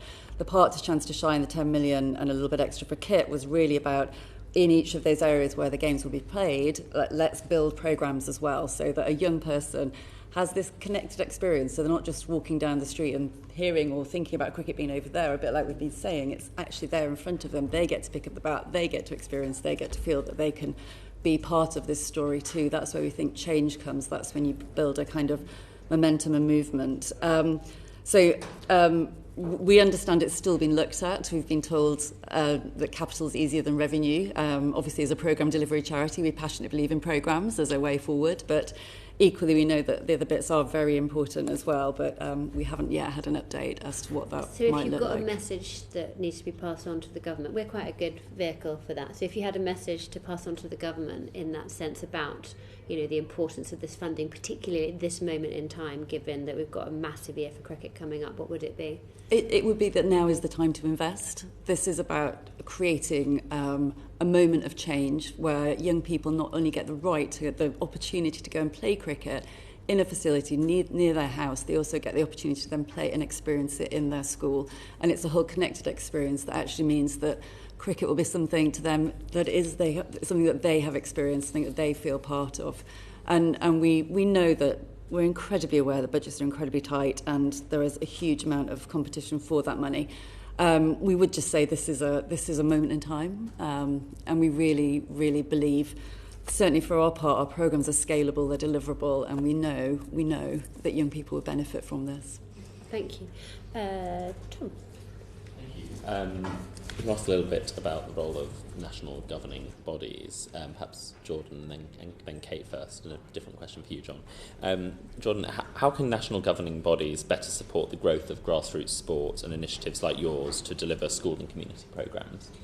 Yeah, I think it's essential. We obviously under our tree we have the RFU, and then we also have Premiership Rugby, quite a complex landscape to understand. And I think the investment in that centrally is nowhere near if you compared it to football and the football space. So actually, last year we worked with 5,700 young people, the majority of those within mainstream education. And by those, we deliver health, well-being, teaching children how to read and write for the first time. And it provides a really good platform for us to do that. And what I would like for it to be considered is that we need to actually be looked at as a pilot in terms of this could be a wider opportunity in terms of scope. Across all of the rugby charities in England, we reach 110,000 people a year. And actually there is a real opportunity here for us to actually take the game where the values of the sport are really prevalent and look to develop them into young people's lives. We strongly believe if you embed the values of rugby into a young person's life, they will become really good people, regardless of if they have maths and English qualifications to take forward. They will be good people that commit well to society. I think on the point of what the governing bodies can do is really research what our charities are already doing and actually look at our current operations in terms of all of the Premiership rugby clubs in the rugby world and actually be really, I suppose, impressed about what we are already delivering. I think there's a lot of programmes where we will always look for that new thing and look for that newer item on the agenda, whereas there's actually a lot of good already being delivered. And as a collective, I know I speak on behalf of all of the rugby charities that there are. We really want to make a difference in our spaces and in our communities, and we really feel like we're doing that, but we don't necessarily see the investment from the national and governing body of our game. Thank you. And Kate, how about cricket? Yeah, no, we've been long-term partners with the ECB almost since the beginning of Chance to Shine, and that's been incredibly important for us, and having visibility, as I've said, of that income is incredibly important. I think there are always going to be challenges just in terms of aligning priorities, and priorities sometimes shift. So, for example, the ECB have shared their intent that they won't be able to fund some of our street programme going forward, which is, means we need to look for new funders for that. But we're really hopeful that there might be other monies or ways that they could look to fund that and prioritise it within their own strategic plans. So I think just having that kind of strategic alignment in terms of what you're trying to deliver on the ground is really important, and staying connected to what that means and clear about what your purpose is as a charity as opposed to being the governing body, because those are, we bring a different voice, I think, and when they work together that can be very powerful. Do you feel well heard by the ECB? Yeah, we have a really good relationship with them. We talk to them constantly. We're all based at Lloyd's at the moment, so we are there and kind of heard. As we said, the future of Cricket Fund is something that would be jointly delivered between the ECB and Chance to Shine. That's exactly as it should be. And certainly, for our primary school programme, it wouldn't be possible to be here without that kind of long-term support. I think as a charity, there's almost always more you want to do. You feel passionate about the different programmes that you run. And for us, street is a really important part of our delivery. And we always want to make those connections and make sure that we can give every young person the chance to play cricket, even if it's in a non-traditional setting, just because that kind of community endeavour is really important. But we work really closely in partnership with other charities as well within the cricket community. So we work with the MCC Foundation, with the Lord Taverners and with ACE and other cricket charities within the ECB kind of stable, if you like, to make sure that we can, between us, give all young people the opportunity to experience cricket. Thank you. And John, what can be done to ensure that smaller national governing bodies with less funding have the capacity to deliver in schools and at a grassroots level? Simply having more funding. I think that it's very difficult. The sports sector's become incredibly complicated, and there's lots of different organisations that are asking government for money. I think governing bodies maybe have traditionally not adapted to the needs of society in the way that they now have. And I think there's been huge progress by governing bodies over recent years around governance, tackling these inequalities that we have in terms of sports participation. And I think that perhaps some of the efforts of governing bodies have been slightly maligned over recent years. When great athletes get gold medals, it's about the great athletes. When amazing volunteers do amazing things, it's about the volunteers. When things go wrong, it's the governing body's fault. And actually, I think that fundamentally governing bodies are the fabric of the sports industry that ties everything together. We are the reason why there's £8 billion worth of volunteer time across the sports landscape, because the vast majority of people have developed through a governing body playing competitive sport and then wanting to contribute back. And I think it's really, really important as part of the future strategy that governing bodies are at the core of the funding. And, you know, for a sport like bowls, you know, we feel like we can deliver much more, and we're capable of doing much more than the proportion of the investment that goes into sport is currently giving us. And we have now proved that we can actually deliver results, and we just need somebody to believe in us. Thank you. And some sports clubs are in financially precarious positions and are under pressure to generate revenue, as we've been discussing. How does this impact on their ability to drive grassroots and community participation? Hugely. Because bowls has been in decline for a generation, what that means is that fundamentally the membership revenues for that club are in decline, whereas the cost of maintaining their facility and developing their facility is going up. So that doesn't work. So we're under quite a lot of strain.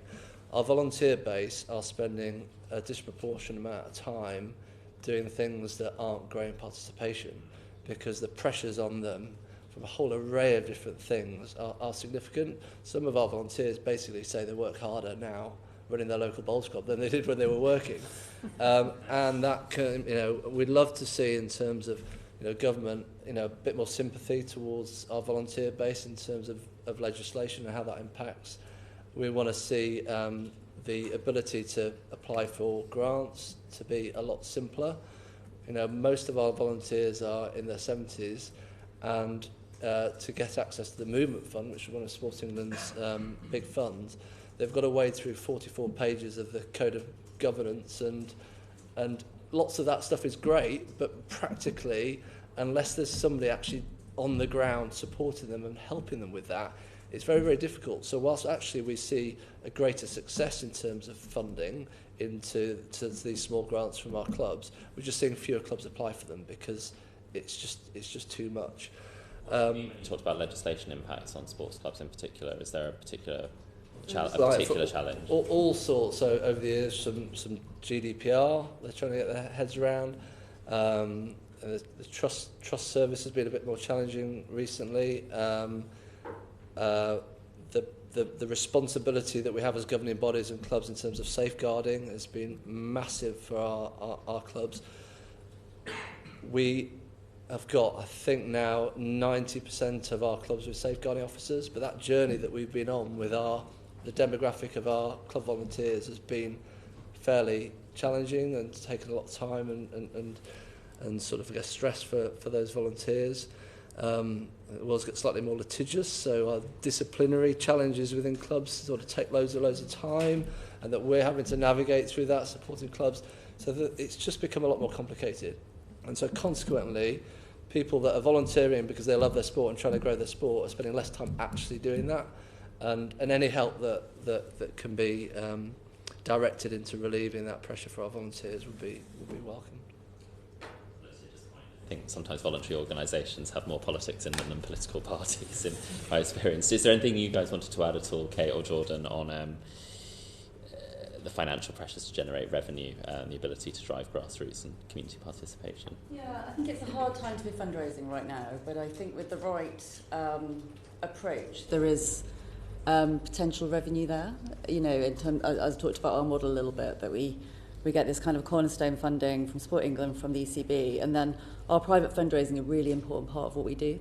So it's about another 50% of income that we bring in from major donors, from corporates, from our own endeavours, and I think we're really proud of that, and I think it's a great model of how a charity can work very well with a governing body. So you're able to leverage that kind of investment and bring in more, and I think that's, for us, that works very well, and it means that we can have the independence to do some of the things that we need to do, to put a child at the centre of ensuring that cricket is the thing that can connect them to their potential, and also allows us then to think more long term about what we want to invest in and how we want to grow. You know, we think there's a lot to do. I think underlying all of this is this idea that you know, it's been a really hard time for everybody to bring the young people into it. It's been COVID, it's been a cost of living crisis, it's been tough.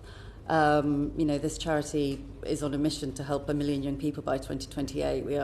We really think that it could make a material difference if more and more young people can experience and connect to their potential and experience the joy of these programs, the fun that comes with it, as well as those other benefits. So for us, that's a really important part of what we're here for.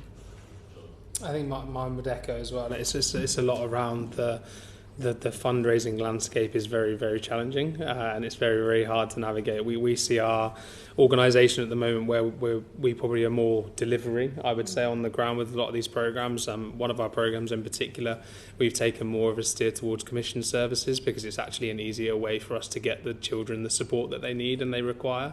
On a number of occasions, our programmes are paid for by the schools, and the schools pay for the young people to attend.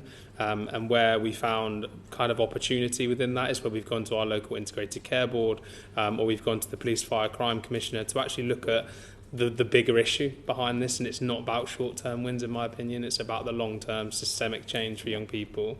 And it's not about looking at there's a pot of money that's left over here and we should use it towards that. It's about long-term funding arrangements for organisations such as ours to really make that difference for young people. I think a lot of the time the voice of the child is not really listened to within that either, and that's where we're really proud as an organisation that we can sit back and actually take our hats off that every single programme that we have has been a development of our initial programme at the start where we had 1. We now have 17, and every single time there's been a gap or an opportunity where a young person has needed something, we have moved more towards that and moved our workforce to be developed and educated within that as well. So yeah, the whole part around education, it also goes then to your fundraiser, asking your fundraisers how to write commissioning bids. It is very, very different to writing a grant application. So yeah, that's what I would probably add to what's already been said. Thank you. Thanks, Tom. Last but not least, Rupa. Thanks, yeah. I've got some on community rather than school sports. So I want to start off with Jordan. You run programmes in prison and targeting those at risk of exclusion. I just wondered what challenges you face getting those hard to reach underrepresented people into your activities. Yeah, so the prison one is relatively easy to get them involved because they are obviously in those settings and they can't necessarily move away. However, there is for every programme that we run in prison, we Actually, I'll go back to the start, so the other side of the question. So the prison programme and operation that we run at the start, I suppose even personally I was quite reluctant to go into that space because we're a charity for young people that are trying to prevent children entering the criminal justice system. And we will hold our hands up and say that we actually had a young person that did happen to. They did come on one of our programmes and end up in the criminal justice system. And very quickly when I went into that establishment, I wanted to make a difference for the people and the men that were in that space. I wanted them to have an opportunity to change their lives. Many of the people that you see in prison have potentially made a mistake once, and it's a mistake that they're going to regret for the rest of their life. So it became really important and apparent for us to create an opportunity where men could be reintegrated back into the community safely, if it was safe to do so. So we started a programme with HMP High Point, where we take men through a 12-week a 12-week personal training course, where we give men the opportunity that when at the end of their release we can introduce them to an employer and hopefully sustain employment in that sector. We're proud to say that of the cohort of 56 that have been released, we only have a reoffending rate of 7%. When you look across the sector, that is catastrophically different in comparison to what it is if a normal person is released into the community. And then onto the Engage part, I think it's really easy to look at the product that we've created with Engage, but it comes from a place of lived experience. So where we're working with young people before they're entering the criminal justice system, we're doing a lot of work at the moment with Northamptonshire Police and the Observatory around the actual data and insights that we have for our young people and the cohorts of children that are potentially going to show significant crime in the future. Why that's important is we're now able to see the children that have potentially grown up in households where violence or issues have arose in the past, meaning that we can not only have early intervention, but we can actually reach children before early intervention is needed. We now have young people as young as 4 accessing our provisions, which is quite horrifying that 4-year-olds need the support that we provide. However, we want to make sure that that's not just a short-term opportunity, it's long-term, and we're here forever to support those cohorts of children. Anything with Wormwood Scrubs, which has just come into my constituency? No, not at the moment. Would you like to do in terms of with upscaling the offer, we would love to do more. I think that the real focus for us in terms of the prison setting is we've learned that we have to be in the right settings. Prisons are very different on how they operate. And we would love to do more of that work, but the safety of our staff and also the safety of the programme and the men on the course, and then actually where we can introduce them men to employment opportunities for the future, the location of the prison is really important. And how many people that come through your programme sort of keep on with their rugby for life in the community? Yeah, so it's really easy to see us as a rugby brand, and there's limited times that rugby ball is picked up in terms of our programmes. Like I said at the start, we use the values of the sport to really inspire, support and educate young people and vulnerable adults. A lot of the time when we're looking to reintegrate back into the community, we've done initiatives like fundraising initiatives where we've taken prisoners who have now been released to do the 3 Peaks Challenge and do challenges for the charity to actually fundraise on our behalf. We've been enabled men actually when they've been released from prison to come to games with their families because to us that means more than just a programme that they're having in prison. Actually the offer is there for us to support them for the rest of their lives where they need us, and it means we can provide support and wraparound care when they leave the jail. And John, what are you doing to encourage people from underrepresented groups getting into bowls? So our primary focus over recent years is making our sport more accessible to everybody because of all these barriers that have developed over the last sort of generation. So that is already sort of seeing our core market of over 65s playing more sport and playing more bowls, which is getting into some influencers to make the exactly, sort of channeling a bit of that. We are through only up our sport in that respect, seeing more women playing bowls. So we've grown from 31 to 36% over the last sort of few years in terms of women, and we lost in terms of our participation more older women than men during that COVID period, which was quite interesting. We've recently taken on disability bowls under our own auspices, so we're putting in a big programme on the back of the inspiration from the Commonwealth Games, because we're equal para and able-bodied in the Commonwealth Games, and so we're putting in place a series of programmes to support the growth of people with disabilities playing bowls. And then the Bowls for Health scheme is critical in terms of getting people who have got chronic illnesses playing sport and playing bowls. So they're some of the programmes that we've put in place in recent times. We've got a bowls club locally, but their issue with mowing the grass, I think, is quite just the upkeep of the lawn, I think, is really costly. It's not just a normal lawnmower, and it has to be manicured. Absolutely. It costs about £10,000 to maintain a bowls green a year, and largely it's sort of volunteer based, and because the age of our volunteers is going slightly up, which is we're trying to get more 14, 50-year-olds playing our sport, then it becomes a bit more challenging them to physically to maintain the bowls green.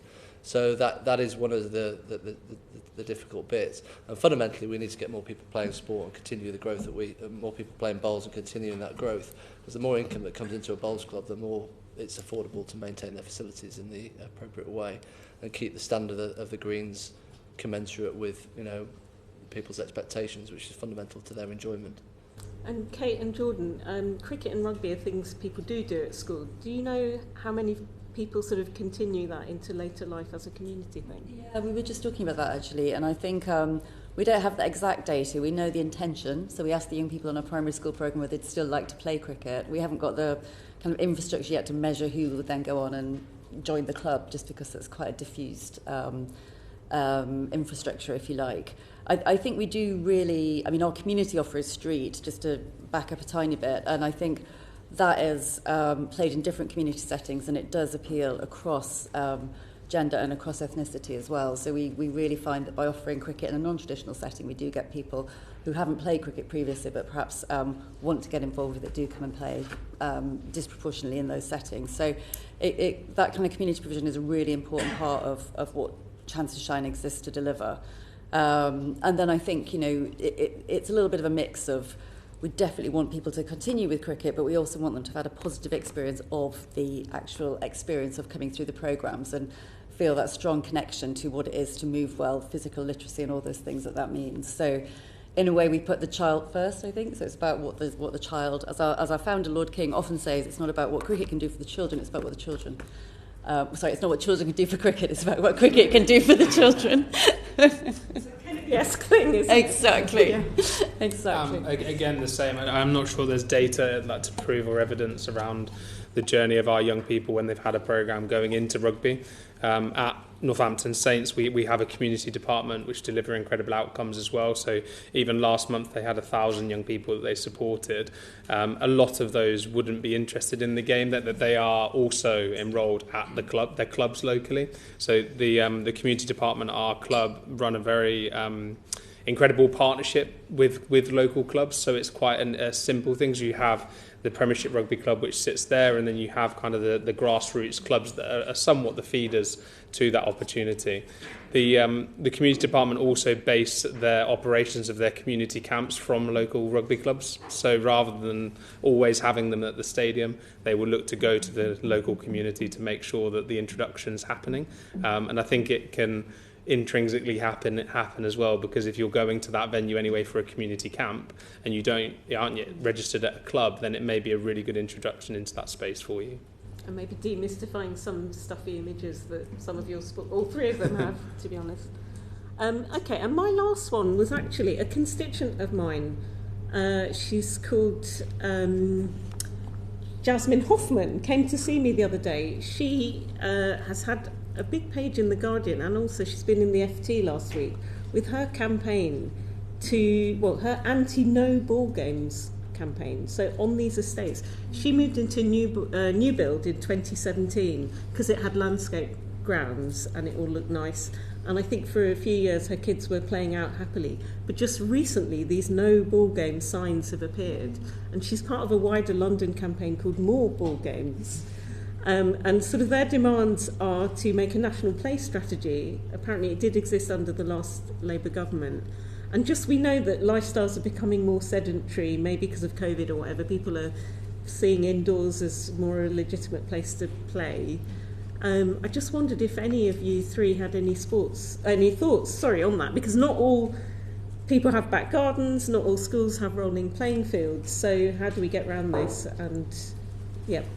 Yeah, I love it. I think it's a really important campaign, and there should be more people saying yes to activity, not finding reasons to say no.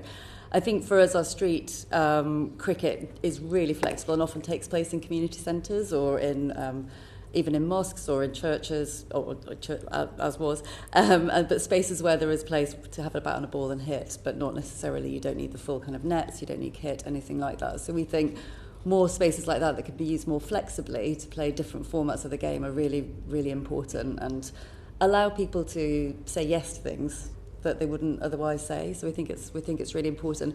And equally, we can, a lot of primary schools we're in, and not in, we're saying 74% are in higher than average free school meal areas. So often they don't necessarily have great facilities, and we make sure that our programmes can be run either whether it's on a concrete playground or even inside. I've been to see them where they're in the kind of school hall, because it's not nice outside. The program's in year round. Same for street, actually, it runs year round. So we're trying to create these moments and opportunities to make best use of community facilities so that people can, young people in particular, can play. You can do it with a spongy ball to stop. Yeah, exactly. Windows being smashed in. Well, actually, we use a tennis ball. We use sponge balls for the primary school, and then actually street can really vary depending on where it is. And again, that's one of its beauties. It must be locally adapted. I went to see one up in Batley in West Yorkshire, where I'm originally from, and that was done at 8 p.m. on a Friday night after mosque. All the boys ran in, and they were tape balls, and they knew their tape balls. They brought them over from Pakistan. They were proper, it's like a ball with tape around it. So when you hit it, it goes further. It's harder. Exactly, it exists between a hard ball and a soft ball, really. So that was really, high octane, high energy, and in a kind of sports hall. So it definitely exists. Any more thoughts? Anyone on more ball games, please? Yeah, I was fully supportive. To be honest, I think sport, it has a power to make social change in young people. We've seen it more so with our hubs. So we used to have young people who were having to travel up to an hour in taxis to get to our provision. So we made the decision 4 years ago that we would go to them. So we actually now have put hubs and locations in the geographical locations of where our young people need them. And I suppose that would enable them to play ball games within our spaces when we want them to. So I think the thing on community centres and community spaces, we try as hard as we can to, I suppose, give back to our community clubs as well. So if we need a new hub or we need somewhere to operate our provision from, then we will first go to the rugby clubs that are in that area to see how we can then give back to the grassroots sports. I suppose it's somewhat different. It's that we also hire venues and spaces and facilities, but we really want to make sure that the potential that we have in them spaces, they aren't just a shed. They're not just a horrible space that you want to go to. They're really inspiring spaces for our young people to enter, and actually when they walk into them they think, wow, this is where I go to school, or this is where I'm educated. So yeah, I think in terms of the whole ploy around ball games, I think we would definitely endorse that there's more ball games opportunities there. I've just had a week in Devon and the game on the beach for the Cockcroft household was bulls, and so I think all of us who work in the sports industry would just applaud anybody playing sport, oblivious of where it is. And I think in terms of the evidence in this committee, you've heard it from very many sources about the significant social value of sport. I think it's £107 billion a year, and every pound invested in sport has £40.21 in return. So I guess it's the value is there, and it's how we as a society and led by you as government play sport as a sort of golden thread across all departments, and we can really make a significant difference to people's lives. Thank you. So as a committee, we say more ball games, and we go to one last question to Paul. Okay, I just wanted to pick on something you'd said. Did I hear you correctly when you said the ECB are cutting the funding for your street programme? That's their intent, yes. So they've been funding us for 3 years as incremental funding on top of the funding we have from Sport England, and then we back it up with our own private fundraising. Quite shocking in many ways. I mean, obviously this committee is going to hold government to account, but it's also its job to hold the various bits of the sport to account. It's quite shocking given that in a constituency like mine, in Rochdale, we've got a strong Pakistani, Bangladeshi heritage. All the kids are obsessed. They live, breathe cricket in every single aspect, and yet they don't see themselves represented at elite level, at professional level, at county level, at national level, and yet your charity is actually doing a lot of the ECB's hard work for it in making sure that representation is corrected. So aren't you deeply disappointed at that? And what can we do to help you make them change their minds? Yeah, no, thank you. I think we're hopeful that we may be able to... There's money coming into the game potentially through the 100 into the recreational game. So to take a positive point on it, I guess we're hopeful that we might be able to talk to the ECB about potential funding to support us on the future of street. I think, and you know, we want as much money as possible to be going into street to be able to deliver more street clubs, and it is very clear for us that we feel that's a really strong programme. I think some of those other points are probably back for the ECB to respond to directly. So make sure they do. Thank you very much, Paul, and thank all of you for coming and joining us this evening and for being great advocates for your sports. If you do have any other comments or thoughts that you come to after you've left the room, please feel free to share them with us, and we'll build it all into our thinking as we come to bring our report together. So thank you so much for joining us this afternoon. Order.